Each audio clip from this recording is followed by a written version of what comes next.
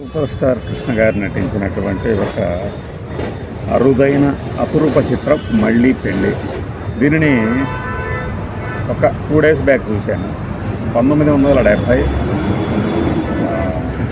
ఫిబ్రవరి 14న release అయింది cinema. Krishna గారి చేసినటువంటి మరీ మనం గ్రాంధికంగా మాట్లాడుకుంటున్నట్టు ఈ సినిమా మొత్తం మొదటి 35 నిమిషాల వరకు చాలా పెద్ద సినిమానే. మొదటి 35 నిమిషాల వరకు చాలా సాఫ్ట్గా ఒక 60 ఏళ్ల క్రితం తెలుగు కుటుంబాలు ఎలా ఉండేవి, పెళ్లి సంబంధాలు ఎలా చూసేవాళ్ళు, అలానే పెళ్లి సంబంధాలు మాట్లాడుకునే సమయంలో సంభాషణలు ఎంత సాత్వికంగా ఉండేవి, ఇలాంటి వాటన్నిటిని మనకి కళ్ళ ముందు కట్టిపెట్టేస్తాయి. పెళ్లి చూపుల్లో ఈ మరదళ్ళు వరుస అయ్యేవాళ్ళు చేసే హడావిడి, అతి హడావిడి, ఇది అనిత పాత్రలో చూపిస్తారు. కృష్ణ గారి చెల్లెల పాత్రలో విజయ నిర్మల గారు మీరెవరినైనా ప్రేమించారా అంటే ఎవరిని ప్రేమించారన్నప్పుడు తల్లిదండ్రుల్ని, అన్నావదిల్ని, పిల్లల్ని, తర్వాత పెళ్ళైన తర్వాత భర్తని, ఇలా సమాధానాలు చెప్పడం. ఇదంతా ఏంటంటే ఒక పాతకాలపు పద్ధతి. But old is gold. అపార్థాలు ఎలా వస్తాయి కాపురాల్లో అనే దానికి అప్పట్లో కొన్ని ఉదాహరణలు. భర్త దగ్గర లేదంటే భార్య దగ్గర కొన్ని విషయాలను దాచిపెడితే వచ్చే అనర్థాలకి కారణం ఏమవుతుంది, వాటి పర్యవసానం అనే థీమ్తో వచ్చినటువంటి సినిమా ఇది. తన మరదల తాలూకు లవ్ స్టోరీని దాచిపెడితే ఆ లవ్ స్టోరీ తాలూకు ఉత్తరాలని చూసి అవి తన భార్యకే వచ్చాయని కృష్ణ గారు భావించడం విజయ నిర్మల గారు చేశారు.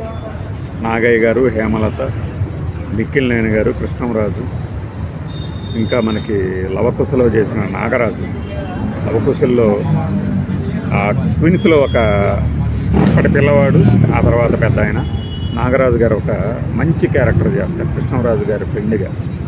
లవ్ పేరుతో కృష్ణంరాజు గారు ఈ కృష్ణ గారి చెల్లెల్ని ఏం చేస్తాడు అని ఎప్పటికప్పుడు హెచ్చరించే పాత్ర. చాలా స్ఫురద్రూపిగా, చూడగానే హఠాత్తుగా చూస్తే హర్నాథ్ లేదంటే శోభన్ బాబు, చంద్రమోహన్ లాగా అనిపించేవాళ్ళు.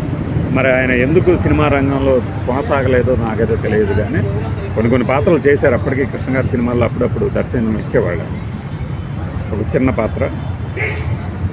అలానే ఈ పెద్దరికం వహించిన పాత్రలో బహుశా మరి సిఎస్ రావు గారు ఎవరో నటించారు. తాత నాయనమ్మగా నిర్మల, ఆ తర్వాత తండ్రి అంటే విజయ నిర్మల గారు తండ్రిగా నాగయ్య గారు, తల్లిగా హేమలత, మన విజయ నిర్మల గారి అన్నయ్యగా ప్రభాకర్ రెడ్డి. ఆయన ఫారిన్ వెళ్తారు, మళ్ళీ వస్తారు. ఒక కీలకమైన పాత్ర ఇందులో. కృష్ణ గారు విజయ నిర్మల గారిని అనుమానించి ఇంటి నుంచి తరిమి వేసిన సందర్భంలో దాదాపుగా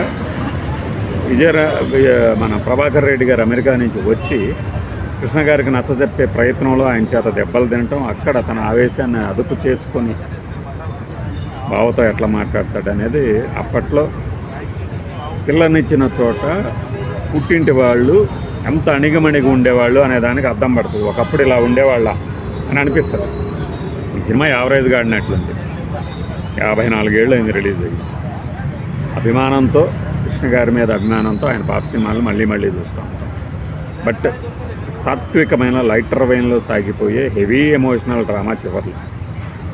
భర్త తనను వద్దుకో అన్నా సరే, విడాకులకి కోర్టుకు లాగినా సరే, ఈ భరణం కోసమైనా నెలకొకసారి గుర్తొస్తాను కదా అనే ఒక నావెల్టీ పాయింట్ కూడా ఉంటుంది అందులో.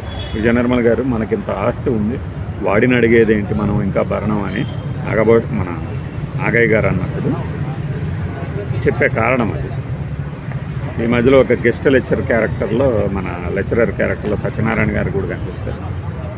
అంటే అపార్థాలకి తావిచ్చే అవకాశం ఎవరిస్తామంటే మనమే ఇస్తాం.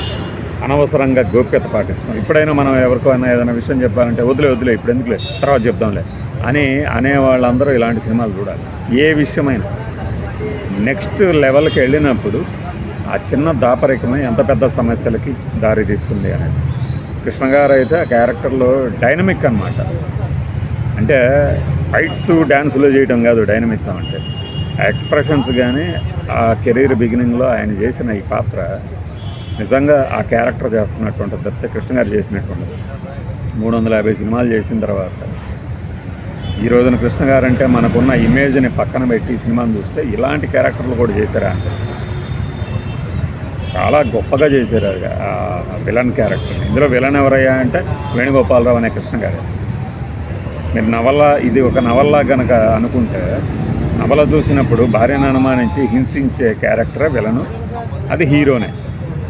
ఇది మళ్ళీ పెళ్ళి అనేది ఆ టైటిల్ జస్టిఫికేషన్ ఏంటంటే, వీళ్ళ కుటుంబానికి ఆప్తుడిగా పెళ్లి సంబంధం కుదిర్చినటువంటి పెద్దగా మన రేలంగి వెంకటరామయ్య గారు, ఆయన భార్యగా సూర్యకాంతం, వారి బావమరిదిగా రాజబాబు మనసు పడిన ఒక డ్యాన్సర్గా కొత్త క్యారెక్టర్ ఆర్టిస్ట్ ఆవిడ మన షీలాలాగా ఉంటుంది వాయిస్, కానీ చాలా క్యూట్గా ఉంటుంది. ఆవిడ వ్యాంప్ క్యారెక్టర్ అయినా హీరోయిన్లకు తలదన్నే అందంతో ఉంటుంది. అందులో ఎక్కడ అసభ్యత ఉండదు, బట్ కవ్వించడం ఉంటుంది. వాటి నుంచి ఇప్పుడు సినిమా వాళ్ళు నేర్చుకోవాలంటే చూస్తే అర్థమవుతుంది, అంత తీరిక ఓపిక అవకాశం ఉంటే.